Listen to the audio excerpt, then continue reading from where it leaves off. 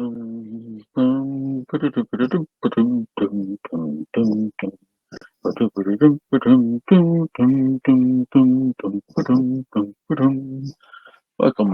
humble viewer, to Task Force Orange, talking battle reports. This is your host, LTD, talking today with my voice. I want to report today on a series of battles that took place recently in Brisbane at BrisCon. And no, that is not a convention celebrating circumcision. BrisCon is, in fact, the Brisbane War Games convention. It's been running for a number of years. It's back this year after a slight COVID hitch last year. And I was able to come along and play 5 games of Armada in person on a table for the first time in a very long time.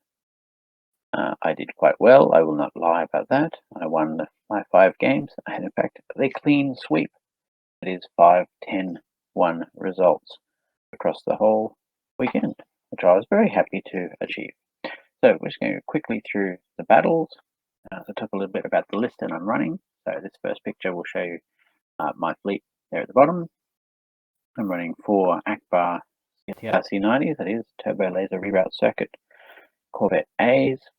Admiral Akbar is on the Janus Light. And for our purposes in this picture, the bottom, the center right. The Corvette at the back, closest to the flotilla, is the flagship. Also flying a BR-75 transport with ADAR, Toulon, and boosted comms. And my squad ball is 7 YT 2400s and the Lando Calrissian. My first opponent here is Squadless, Kuwait, etc.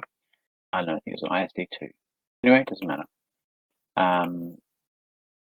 And that's turn 2. I've set up my Akbar line. He's going quite slowly. I outbid him. No, he outbid me and chose to go first. And then he chose superior positions. And because we're so out of practice, we didn't deploy as the card said. In fact, we just deployed in a normal fashion. Yep, turn 2. I've set up my gun line. It's just a zoom in to show my squads coming closer to attacking his Gazanti and his thing with Adar Toulon throwing Ando around. You can pretty much kill a Gazanti, a transport flotilla, in one turn. You just have to be willing to sacrifice the 2 tokens on Lando. Halfway through turn 3. Turn 3, a similar thing is happening. We're just waiting to see if he's going to fly in at me. I've already destroyed the Gazanti. See if he's going to have a go at me. Yep, he does have a go. He flies in. He tries to blow up one of my Corvettes. The side shot from his demolisher, but evades. I'm able to survive. So evades are really helping out Corvettes at this stage. At this point, my opponent, Steve, is clever enough to know that he's not going to win this game, and he should probably disengage and save his Star Destroyer if he can. But instead he says, well, we're here for a good time, not a long time, so he flew at me. So at the end of turn 3 shows the Star Destroyer leaping into the midst of all of that mess. Beginning of turn 4, you can see I've got some tokens there. My squad ball have jumped in. We'll finish off the Gladiator, sorry. Swinging around. Got every gun I've got. Shooting at that ISD. He'll take out at least one of those Corvettes. Which I think he does, yes. So beginning of turn 5, yes, I've lost one of my Corvettes. The rest of them are there engaging. The Gladiator's been destroyed. Everyone's just going to shoot that guy in the back. For some reason, sacrifice that guy, but that's life. And that's it. The whole game was over in that turn 6, I guess. Myself scoring 460, Steve scoring 99.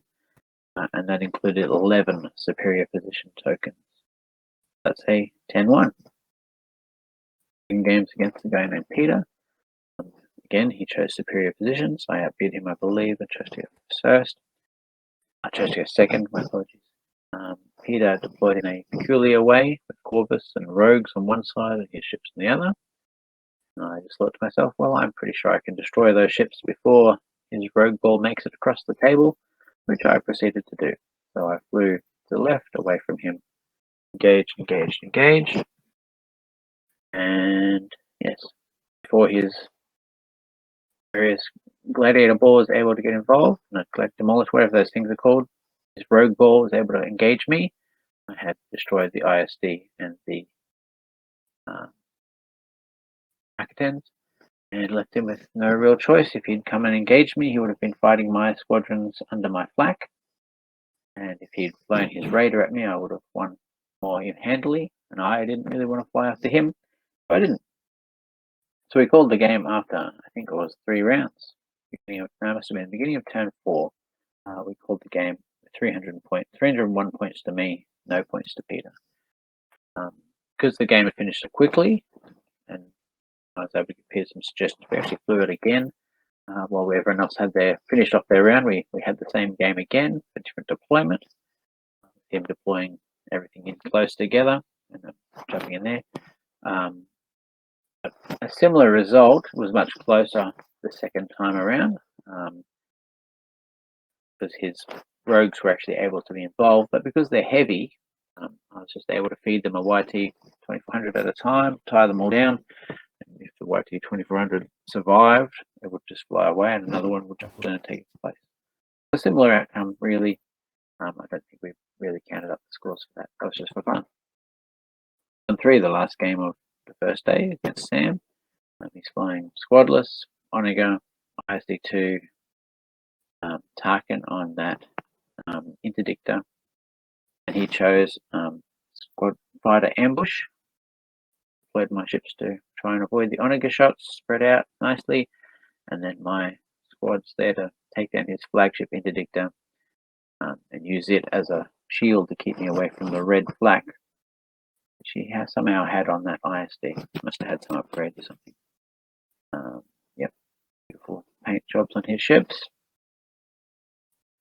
The Onega didn't really do much, got a couple of shots in and would eventually kill my flotilla, but everyone else was able to dodge the arcs or jump out here and there, take a couple of shots at extreme range, just not worry about it too much. My rogues, yes, at the end of that beginning of turn 3, I've wiped out the interdictor and I'm beginning to work on everything else. And yes, I was able to work on everything else. Took out the interdictor, got some shots on it from my other corvettes, whole thing down, and you can see the number of tokens just building up there to ridiculous amounts. And by the end of turn 6, I've managed to wipe him out and gotten myself 18 tokens. So this is actually the highest score I've ever gotten in Armada, 670 points. And he killed my flotilla. It was a really bad matchup for Sam. Coming up against the rogue ball when you've got nothing that can counter it at all, really.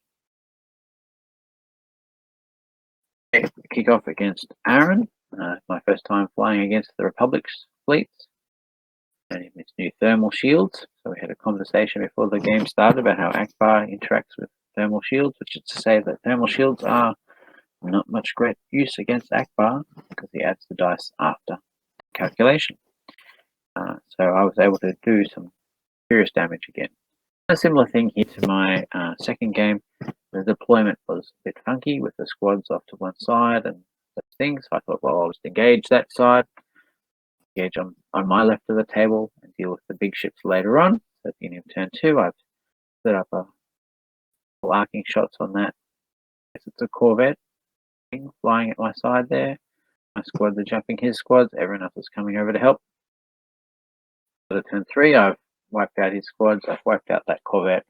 And we're lining up shots to do everything else. We'll take down that, what is that thing's called? Pelter, I guess it is. Took down the Pelter, then took down the Venator, and then started working on the other thing, whatever it's called. Radar, whatever it is. Yeah, the interesting gun, the special gun on the Venator is an interesting thing, so that's challenging to fly against. But I was able to get all my corvettes up nice and in a line. I did lose that flotilla probably unnecessarily. That's life.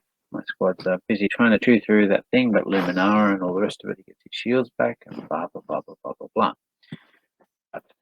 At turn 5, so start of turn 4, the Venator is there, but it has to move, and it flies into the range of all of my Akbar corvettes, and I chop it to pieces quite quickly, leaving Acclimator to be shot to bits by the rogues, but Acclimator is chipping them down and taking damage on them and knocking them out.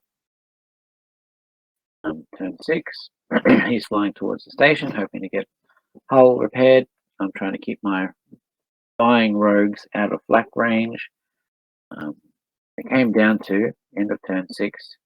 He had 2 hull remaining on that Acclimator, no shields, and only Lando Calrissian in range. Lando jumped in, did his thermal shield, and took away my red. So I only had my blue, so I switched it to a crit. And wouldn't you know it, it came up targeting scramblers. Came up structural damage.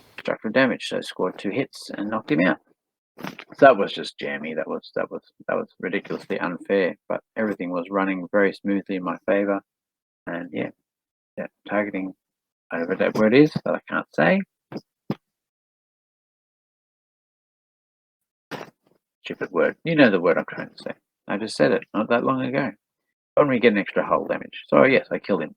So yes, a table for him, and he got 48 points, killing my flotilla and one of my rogues. The last game is against Robert. So Robert had done well and made his way to the top of the table to fight me on table 1. And yeah, off we went. Similar thing to before. He outbid me and chose to go second. And he had 1 of the 2 stations, whatever that's called. And I thought, yeah, that's pretty easy. I can kill the stations, run away, etc. Again, not much of a squad ball, maybe 60 points of squads. Some rogues in there, Wedge and Dutch, and Lando, and whatever that woman is, then the VCX, with the green things coming overhead. You know what I'm talking about. So yep, deployed, etc. I decided to go forward nice and quickly. I really did mess up the navigation on that green one. I should have had Jaina's light in that position to hit the rock, or I should have just eaten the rock and just got some extra shots off. But yeah, that's life. And the flotilla just hanging out on the bottom right to help with the squad battle as it goes on. I was able to engage Wedge and kill him quite rapidly.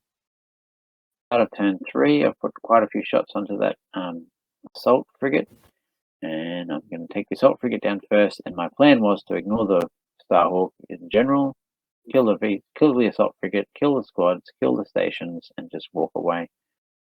But that didn't turn out to be the case. This next shot just sort of shows me living the dream. My corvette leaping in there, going to double Akbar, kill the assault frigate with this shot, do some damage to the Starhawk, and then try and fly away. Of course, he doesn't quite get far enough away, and that guy gets caught in the side of the Starhawk and blown up. Out of turn 4, I'm down a corvette, he's down the assault frigate. I've knocked out all of his squads except for Dutch. And I'm just going to think about, am I actually going to try and hunt this Starhawk down? Done a little bit of damage to it. It's really hard to kill. My opponent had dialed in a lot of navigate tokens. Navigate orders for his Starhawk rather than engineering. If he'd put a couple of engineering on, would have made a big difference. But he also, if he'd navigated slightly differently, he would have gotten out of. So here at this start of turn 4, you can see my bottom right corvette. I do have long range. I do have the shot on that Starhawk. Even after he moves, I get a shot on him. So he takes more damage than, because I'm first player, he takes more damage than necessary. If he had moved slightly differently at the end of the last turn, I would have been out of range, etc., etc., etc. He also got an interesting crit, which meant that only one of his shots would target a ship. Something like that. So I was able to fly at him more effectively because he'd salvoed and done all sorts of things. So I was able to fly into his side arc without too much fear. Yeah, started turn 5, putting damage on him. Turn 6, my corvettes have mostly gotten out of range. Jaina's light will get one more shot from the rear into his rear. The rogues are lining themselves up to have another go at him, but he's wiped out some of the rogues with his flak, with his squads. So I'm down a bit there, and I made some mistakes, and anyway, it doesn't matter. I lost Lando unnecessarily. A whole bunch of stuff happened. And the end of turn 6 comes down to there's one hull left on that Starhawk. I've got one YT-2400 which has range, so jumped into his front, lined him up, and yes, my perfect run came to a perfect end. I rolled a hit, knocked him out. Last roll of the game. That was the last 2 games. I needed specific results, so getting the structural damage in game 4, getting a hit that last rogue turn 6, game 5, and I got him. So yes, that was my run at BrisCon 2021. A perfect run, 5 10s, and it feels pretty good. I got to tell you, I'm not going to lie. Good games. It'd be interesting to see how the meta develops here in Brisbane. I'm hoping to get to a lot more of the games, and it's a bunch of guys. A lot of them hadn't played for a while. A lot of them had come back into the game. COVID lockdown certainly affected people being rusty at things and that sort of stuff. But it was a good weekend, good fun. Everyone was very kind. They dealt with my unnecessary bragging with gentle good humour, which was nice of them. Yeah, and I look forward to fighting them all again in the future. Thank you for listening. This has been Task Force Orange. Remember to fly casual, and you are about those powers, and I'll worry about the fighters. Okay, thank you. Goodbye.